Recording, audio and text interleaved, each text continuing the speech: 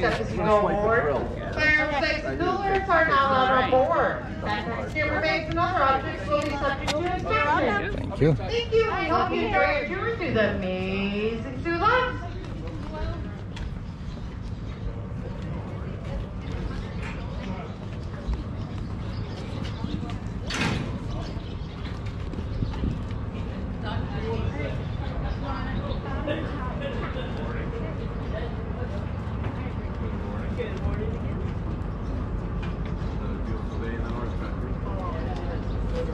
Welcome aboard. Good morning. Good morning. Good Welcome morning. aboard. Thank you, thank you, thank You you. ready for a boat ride? Yeah, she is. Right place. We got lots of boats. Oh. Pallets and plus something else today.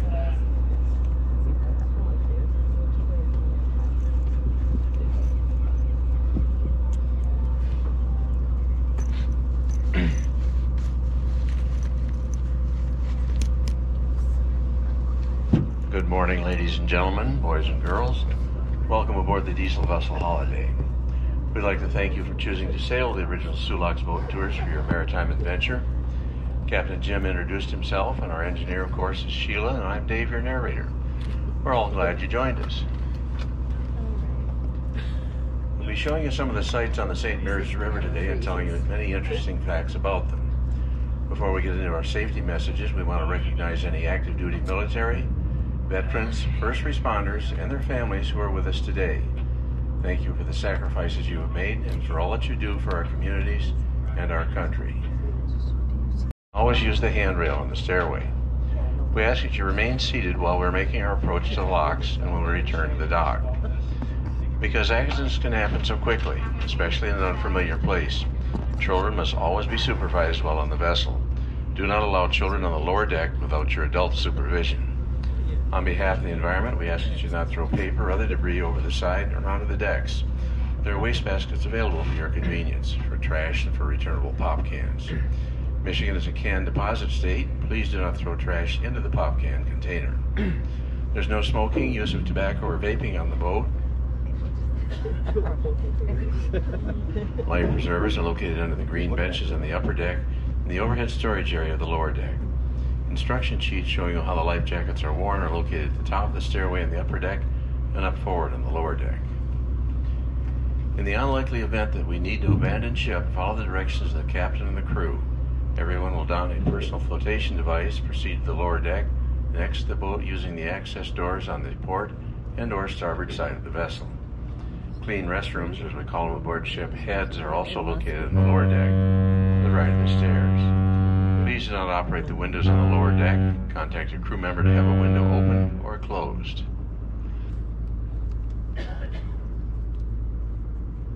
Our snack bar, which is in the front or bow of the lower deck, will open later in the tour after we lock up bound. Today's tour will be entirely on the St. Mary's River. On the left, which is south, is Sault Ste. Marie, Michigan, with a population of about 14,000, and Sault Ste. Marie, Ontario, Canada, population of about 74,000, is on our right or north. Lake Superior is 16 miles west of us, and Lake Huron is 45 miles to the south at the mouth of the St. Mary's River. The vessels and machinery you see on our left belong to the MCM Marine Corporation. They do dock and dredge work in the Great Lakes. The large square steel towers sticking up are called spuds. They're lowered at the bottom of the river to stabilize the vessel while they're working. Some of these vessels are over 140 years old, having been built in the 1880s.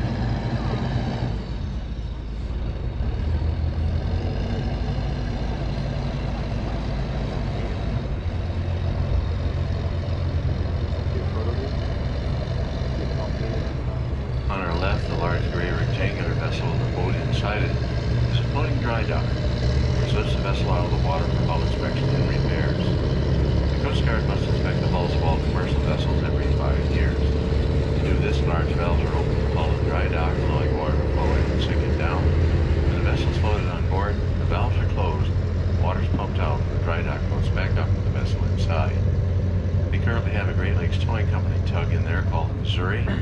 She was built in 1927 and she is 88 feet long. Been in the dry dock now for about 4 months, I guess. Coming down the river here on our right, you can see the K.E. Barker with the supply ship Ojibwe up alongside her.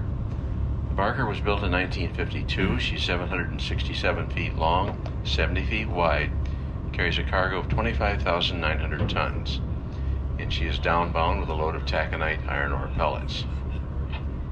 Now this is the typical architecture of a Great Lakes freighter, also called a bulk carrier or self-unloader.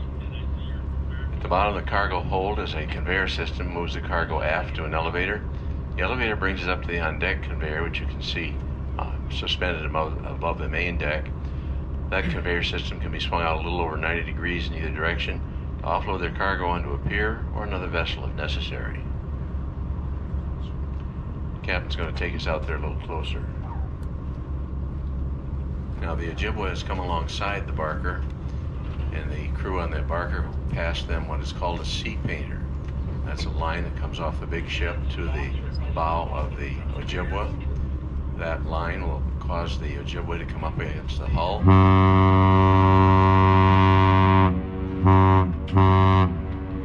And she will stay against the hull until that line is cast off. The whistle signal you just heard, one long and two short blasts, is called a salute. That's how we say hello to one another as we pass. The Ojibwe is about to leave the side of the Barker.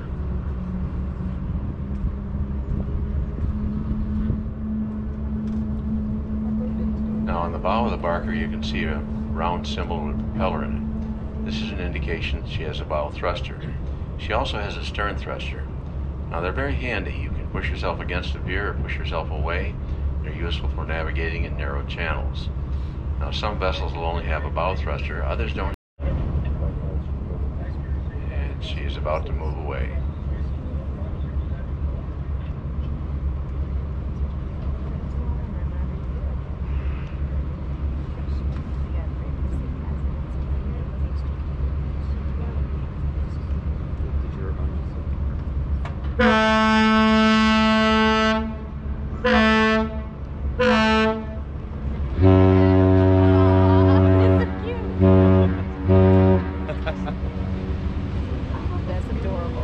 See if I can tell who's the captain on the Ojibwe this morning. One of our former captains, Captain Mark, works for the company now. Can't really tell. Little boat coming right out. That's a big ship. Yeah.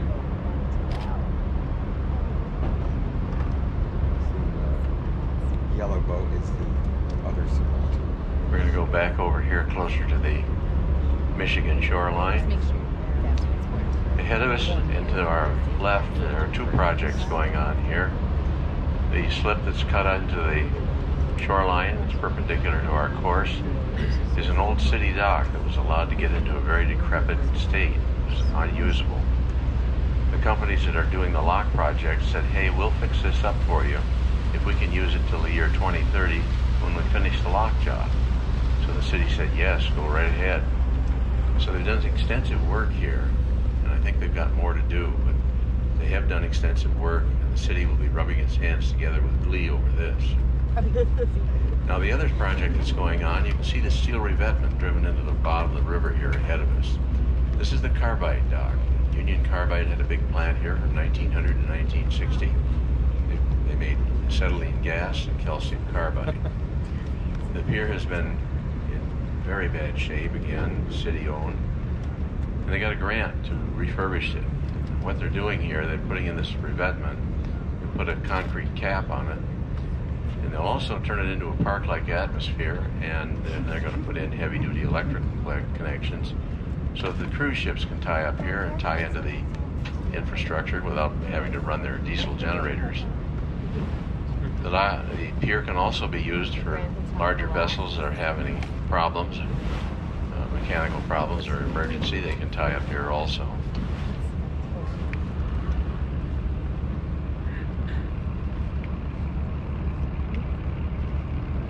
We're kind of doing what we call treading water. They're we're waiting for them to get the lock ready for us.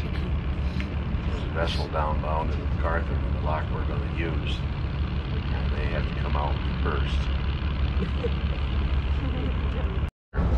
They do have some capacity to break ice.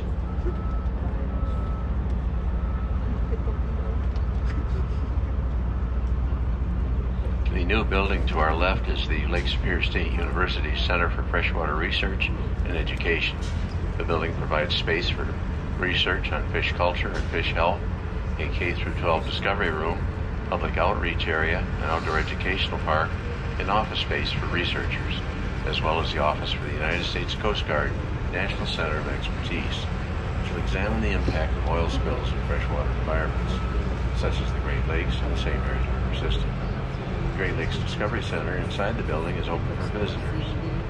The LSSU has the Center for Freshwater Research and Education Fish Hatchery. Fish hatchery inside the Clover Run Hydroelectric Power Plant, the long stone building to our left. Students from LSSU raise fish and do research, tagging, and stocking of Atlantic salmon. Each year, the students release over 40 another 19 feet of the plant to run the turbines. The power plant is built with an 80 red sandstone dredged up to the power canal was dug. Each stone was hand-cut and hand-set by Italian artisans. If you look between the pairs of windows, you can see that the pillars were carved to look like lighthouses. At the time, the building was considered one of the wonders of the world. The lower set of windows you can see on this side do not exist on the Portage Avenue side, because the water level is 19 feet higher on that side. The 19-foot drop through the plant runs the turbines. Now, as you look at this building, it doesn't look like much is going on here. This installation is currently producing about 30 million watts of electric power, enough electricity to operate most everything in the eastern Upper Peninsula of Michigan. Now, as you look at the building, all of those stones are shaped by hand with a hammer and chisel. At the turn of the last century, there were no diamond wheels, no hydraulic equipment. This is all hand-carved stone, and there are over 1 million stones in this building. Now, oftentimes when we sail by here, we'll see fishermen tied up in the tail race, fishing in the fast water for trout, salmon, and whitefish. Every now and then they'll hook a sturgeon here. They had one here a few years ago. They could hook him, but they couldn't get him off the bottom. The underwater camera showed him to be about 8 feet in length. Now, this power plant started producing power in 1902, and some of the turbines in this building are still turning in their original wooden bearings. Lignum vitae, a South American hardwood, makes an excellent bearing material.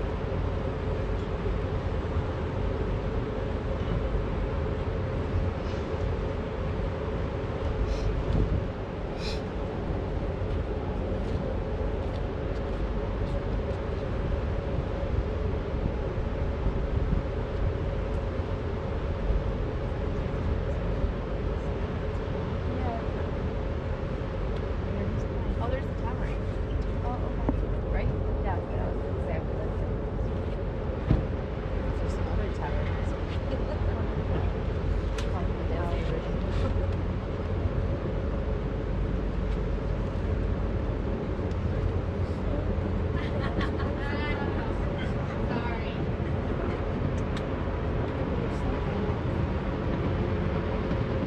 Ahead of us on the left, you can see the museum ship Valley Camp. Built in 1917, the Valley Camp is 550 feet long, 58 feet wide, carries a cargo of about 13,000 tons, I should say, and is powered by an 1,800 horsepower triple expansion steam engine. The city of Sault Ste. Marie acquired the ship for a museum during its 300th birthday celebration in 1968. It's one of the largest maritime museums on the Great Lakes, with over 100 displays in her cargo hold, including 2 lifeboats from the Edmund Fitzgerald. The Edmund Fitzgerald and all of her crew were lost in the storm on Lake Superior, November 10, 1975. Now she's 550 feet long. The 1,000-footer would be almost 4 times her capacity. And the 1,000-footers are usually powered by 4 20-cylinder diesel engines, producing anywhere from 14 to 16,000 horsepower. People have asked why they don't get rid of all the smaller freighters and just go to the 1,000-footers. There's a good reason for that, actually several. A lot of the 1,000-footers can't get into the smaller harbors. It takes a smaller freighter to get in there. And some of the docks and the piers where they unload their cargo are big enough for a 60 to 70,000 ton cargo coming out of the hold of a 1,000-footer. Now, over the main deck of the Valley Camp inland, you can see that concrete tower. This is the Tower of History. It is 210 feet high with 5 observation platforms near its top, reachable by elevator. On a clear day, you can see 20 miles around from the top of the tower. The tower was originally built as a bell tower in the 1960s for the St. Mary's Catholic Church, which you can see to its right. It was never used for that purpose, but was converted to an observation platform.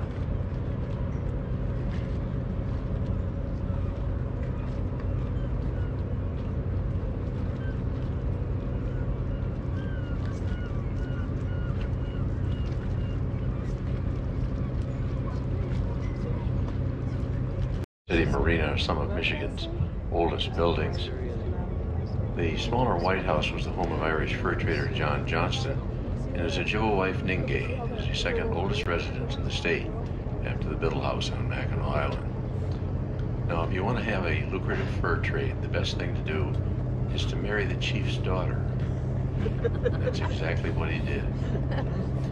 The yellow structure was the home and office of Indian agent Henry Schoolcraft, whose writings were used by Henry Wadsworth Longfellow when he wrote the epic poem, Hiawatha.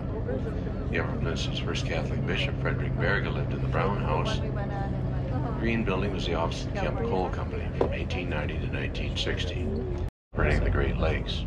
The Wyoming was built in 1929, and the Iowa in 1915. Now, if you need a tug, you better be sure, because it costs $10,000 before they even start the engine.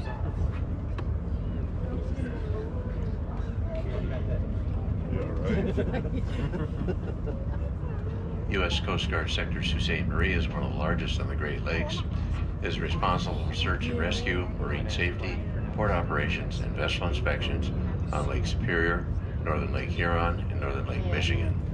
The Coast Guard oversees all marine traffic on the St. Mary's River. Ordinarily, the Coast Guard cutter Katmai Bay would be tied up on the face of the pier here to our left. She's out today. She was the first of the 140-foot class of ice-breaking tug to operate in the Great Lakes, and she was built in 1978. She's capable of breaking ice up to 30 inches thick. Moored in the slip here on our left, you can see the stern of the Coast Guard buoy tender Buckthorn. The Buckthorn is a shallow draft buoy tender, 100 feet in length, not suitable for use on the big waters of Lake Superior. She's also the oldest operational Coast Guard vessel on the Great Lakes, having been built in 1963.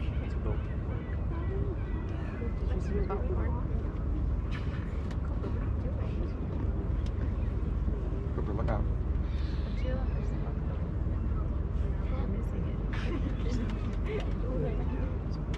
31 feet deep at the Lake Huron level. It takes 10 million gallons of water to raise a vessel to the upper level in this lock.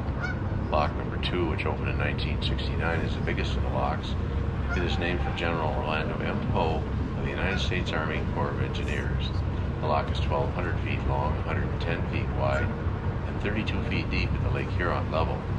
It takes 22 million gallons of water to raise a vessel to the upper level. The Poe is the only lock large enough for the 1,000-foot long super freighters. There are 13 of the 1,000-footers on the upper Great Lakes, all flying the American flag. The 1,000-footers cannot go any farther east than Lake Erie because they're too wide to get through the Welland Canal between Lake Erie and Lake Ontario. Even getting through the Soo Locks is a pretty tight squeeze. At 105 feet wide, 1,000-footers only have 2.5 feet on each side of them in the lock. In fact, 80% of the American fleet must use the Poe, as the ships are too large for the MacArthur lock. 90% of all the freight that passes through the Soo Locks must go through the Poe. Lock number 3 is the Davis, which opened in 1914. Lock 4 is the Sabre, which opened in 1919. The U.S. government has approved a plan to replace the 3rd and 4th lock with a new Poe-sized lock. This time, the captain requested everyone take a seat and remain seated until the boat has been secured to the wall. Please make sure that children are seated during the docking procedure. We'll be tying up from our upper deck on the left-hand or port side of our vessel.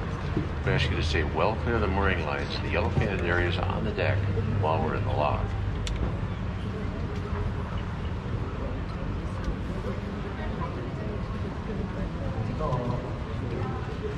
On either side of the boat, you can see the gray steel structures recessed into the walls. These are called ice gates or winter gates. They're closed in the wintertime to protect the lower lock gates from the ice.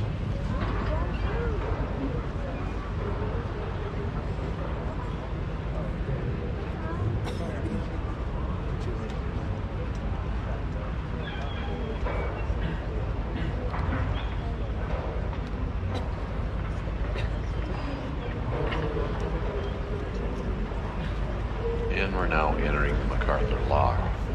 On either side of the boat, you can see the two sets of steel gates recessed into the walls, faced with timbers to protect them from the passing vessels. The gates can be used interchangeably in case one set needs maintenance or repair work. On our right, up on the lock wall, you can see the black safety boom sticking straight up in the air with a cable under it. After we pass, the boom will be lowered and the cable locked into the opposite lock wall. If a vessel were to get out of control, the boom would be destroyed. The cable acts like the arresting cable on an aircraft carrier to drag on a fishing reel, to slow the vessel down and stop it before it can damage the gates. The technology does work. It has been tried on several occasions.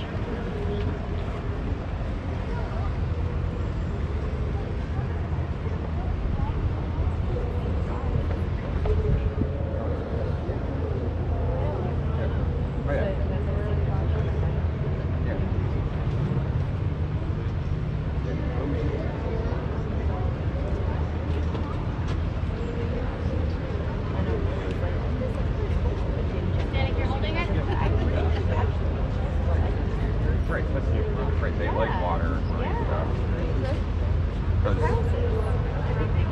It's not like hustle, they probably stay up here the whole time. Place they wouldn't have thought of, but then. In Salisbury, remember we got to the lock and the water raised? Yeah. No, we've gone into the lock. Yeah, right by here.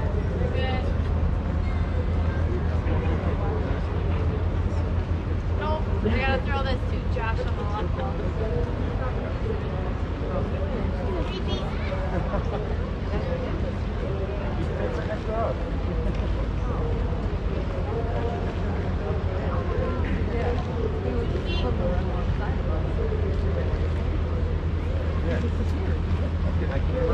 Right, and then he's gone.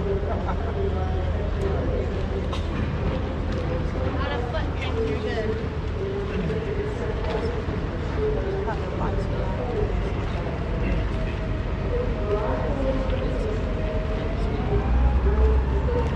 Oh yeah.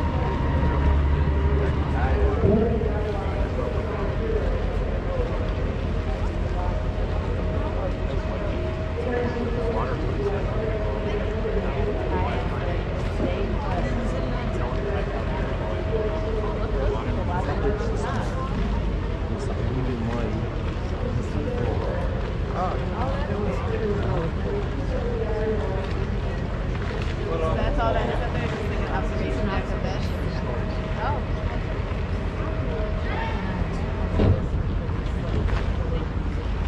It's like a little foot.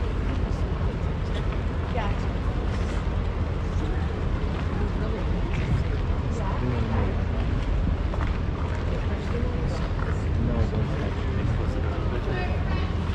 You might not see it. You're stuck.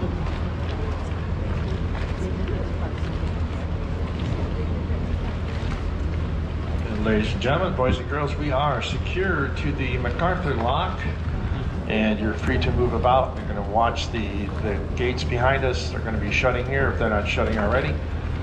And take some pictures, tell the folks up on the observation deck that you're on a boat. And Dave is going to explain to you exactly how this thing works. It's pretty amazing.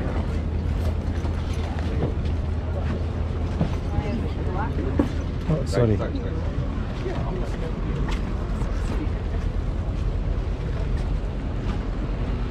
As Captain Jim said, the gates are ready for closing. The safety boom is down and locked. The gates will soon be closed.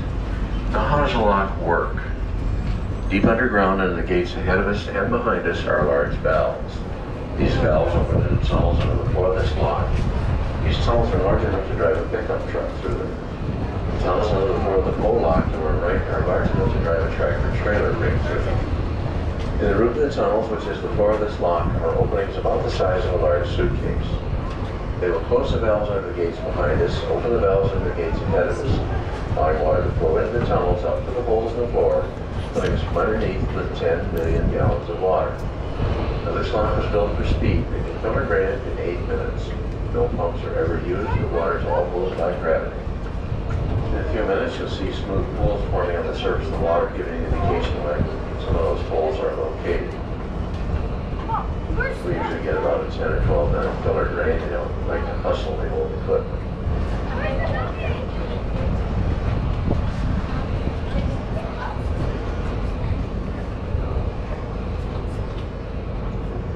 On the site of the third and fourth locks, a new bow-sized lock is being constructed.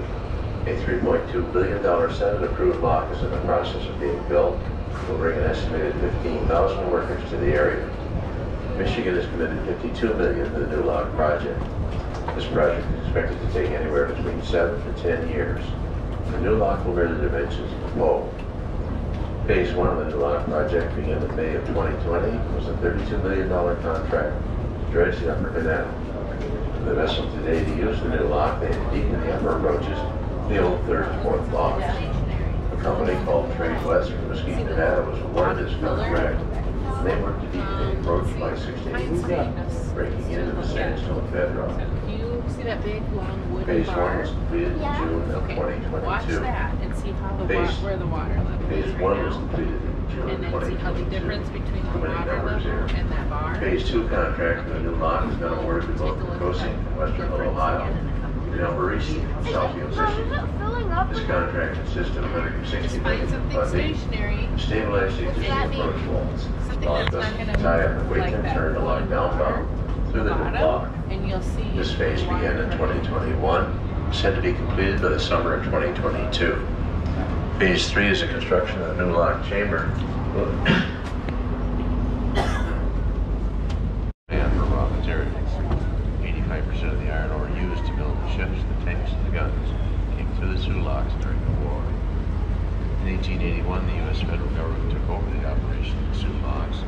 Colonel Orlando M. Poe supervised the removal of the state lock, construction of the original pole lock. It was used from 1896 to 1961. The present Second American lock replaced this lock and opened in 1969. It was also named the Poe. The Third American lock is named the Davis, and the Fourth American lock is named the Sabin. These locks have been decommissioned and are out of service and will be replaced by the new full-size lock. The Soo Locks are important.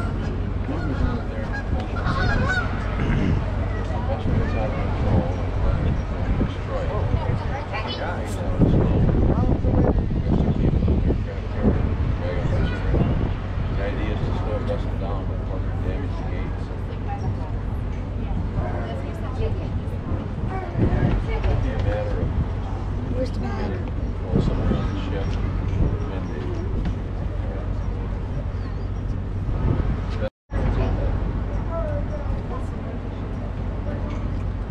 this lock will take about 7 hours for the ship. Whole lock will probably take 1,000. Just beyond that. Same size as the pole, double. Well, about 80% of the railings will be fit in this lock. So if something happens to that lock, then the lock has been shut down for several days to repair. Should come back on the wall. This opened in 1969. At that time, they needed more lockers like Congress had been taking that dam down the street. So it's not exciting. Oh, it's interesting. About $10 million now.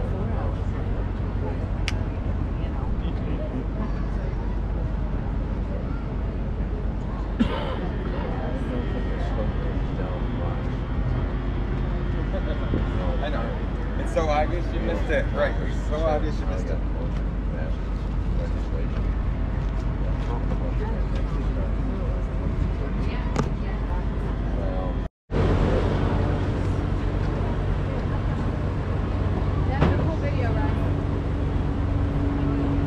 Alright, we've released our bow line, and I will be doing a short blast whistle in about 5-6 seconds. So again, if you don't like that noise, put your hands over your ears.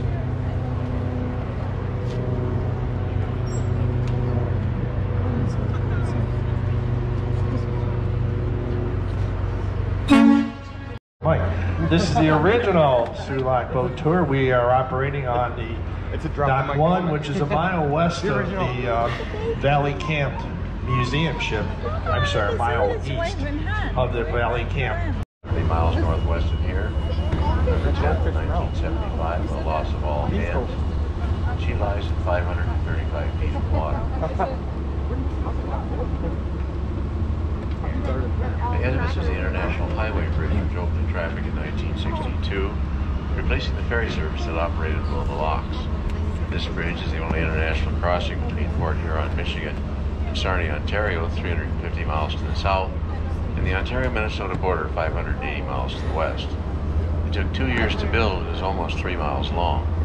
Clearance from the bottom of the bridge to the surface of the water was about 137 feet. Just past the highway bridge are sections of the Canadian National Railway Bridge. The lift bridge built in 1960 crosses the canal above the first and second locks. It replaced an older swing bridge. The bascule or jackknife bridge built in 1990 with large counterweights of concrete and a 40 horsepower electric motor is all that's needed to raise and lower the sections. A 10 horsepower motor locks the two sections together before the trains cross over. The third movable section of the railroad bridge is a swing bridge built in 1899. This bridge crosses a canal leading down the Canadian Lock, located about 1 mile to our right. And I will point that bridge out to you on our way down to the Canadian Lock. All the bridges are currently used at least twice a day. And we're meeting the Miss Marie, the cruise boat from Sault Ste. Marie, Ontario, built in 1988, 65 feet long.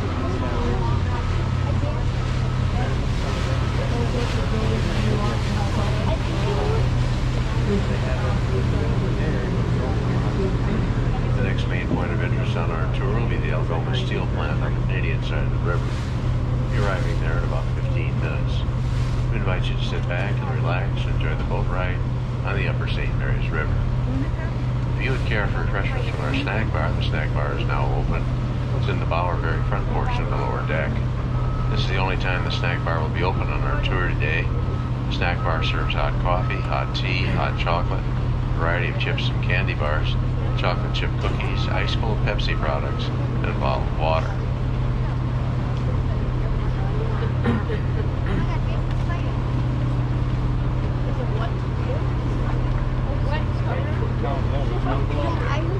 We are meeting a tug and a barge that's tied up at the pier here ahead of us. They have just departed from Algoma Steel with a load of steel coils. The barge is a PML 9000. PML stands for Purvis Marine Limited, a Canadian corporation. The 9000 was built in 1968. She's 400 feet long, 76 feet wide, carries a cargo of 4,285 tons.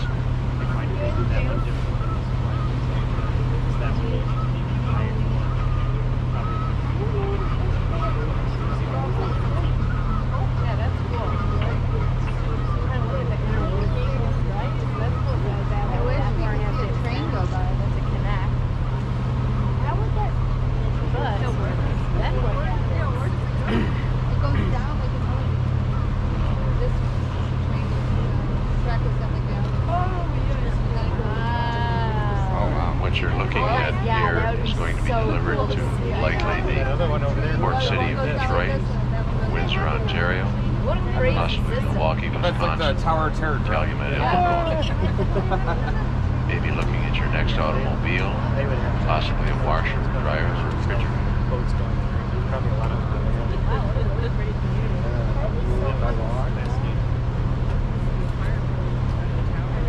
Wait, so that one is like up there and then it goes down and then it connects to that one and that one goes down.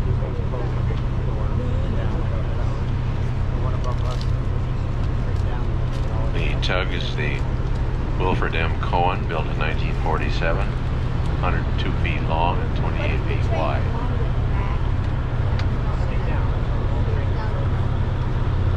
Twice a day, take a good look at the bridge. It's all put together with rivets, there are no wells, and in daily operation since 1899. Can you imagine the millions and millions of tons of freight? In the old days, the passenger trains would cross over this bridge. Now, how do you suppose they used to swing this bridge across the canal in the good old days? Anybody want to hazard a guess? Anybody? People who guess horses and oxen, mules, sailboats, tugboats, steam engines, they're all wrong. One man hand cranked the bridge across the canal. His name was Armstrong.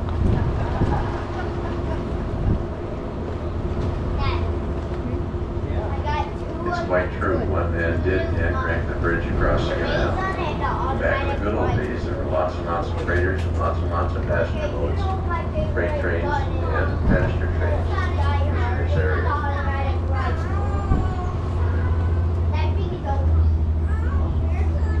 The originating steel structure to our left is the original emergency swing dam of this canal. It's the only remaining dam of this kind in the world. In an emergency, the dam can be swung across the canal. Gates underneath floor at the bottom of the canal restrict the flow of water.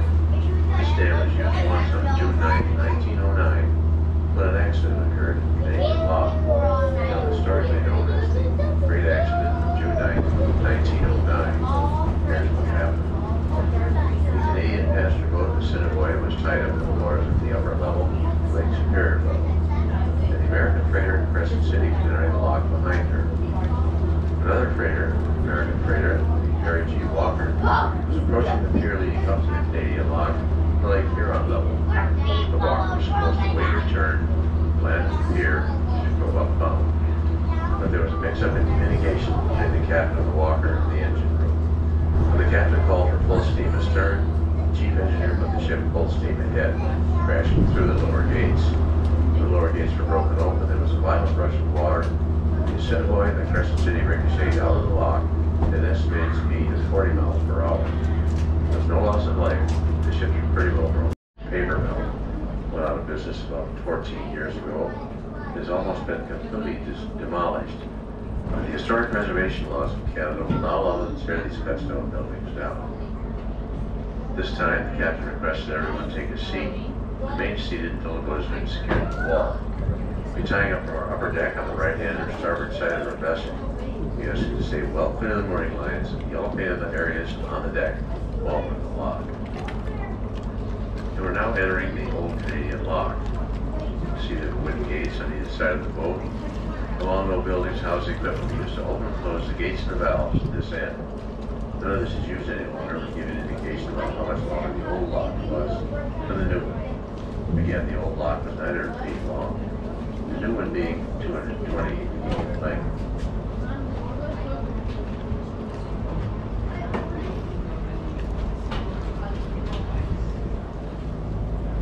It was not as I was expecting. It was going to be bad, but it was actually okay. It had peanut butter in it. And dark chocolate.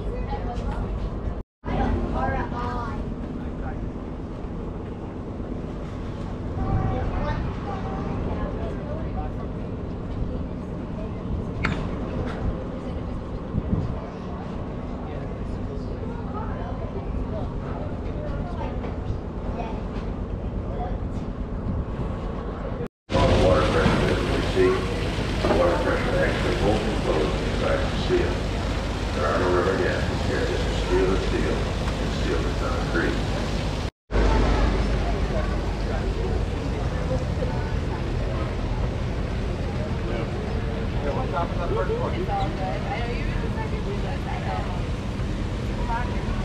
As you can see, the gates are starting to open. It's like a nicer restaurant. Once they are fully open, Nicolas will drop their line, and then Riley will do the same thing and help them out with their stern. They will move away from the wall and move out.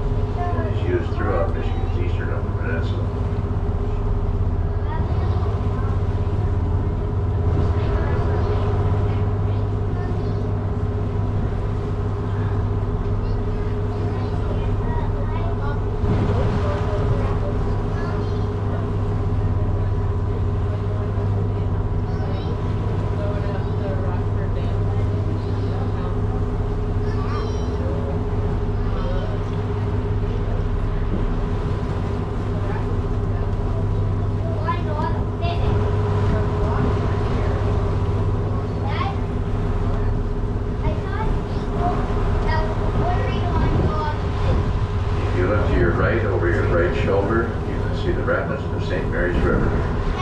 Before the Soo Locks were built, the rapids stretched across the waterway from shore to shore, about 3/4 of a mile wide and about 3 miles long. Along the power canal construction on the American side, near the rapids, by about half their original width. The water flow of the rapids has also decreased as much of the water is diverted to the various hydroelectric power plants in the area. The native settlement beside the rapids was called Bawatine. The native people resided here because of the abundant supply of whitefish could be taken in all seasons of the year.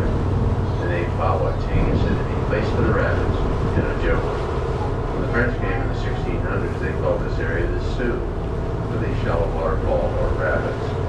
In 1668, Father Marquette established the St. Mary Mission next to the rapids on the American side. After the building of the chapel and residence, the area became known as Sault Ste. Marie. Today, both cities in Michigan and Ontario are named Sault Ste. Marie. On our left here, you can see the English Marie maneuvering up against the dock, where she hangs out, so to speak. The white canopy and high red brick building on the shoreline to our left make up Roberta Bondar Place and Pavilion. Dr. Roberta Bondar is Canada's first female space shuttle astronaut, is from Sault Ste. Marie, Ontario. The white canopy serves as an outdoor gathering place. The building houses the offices of the Government of Ontario.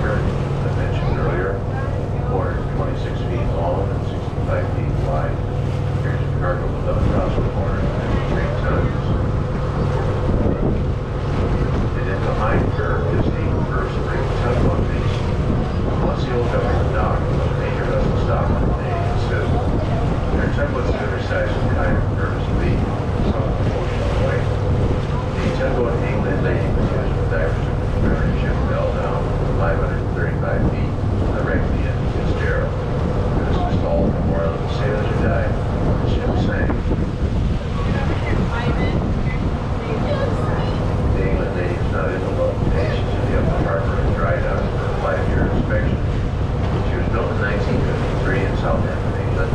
She's 130 feet long and 31 feet wide. She has about 4,000 horsepower at her command.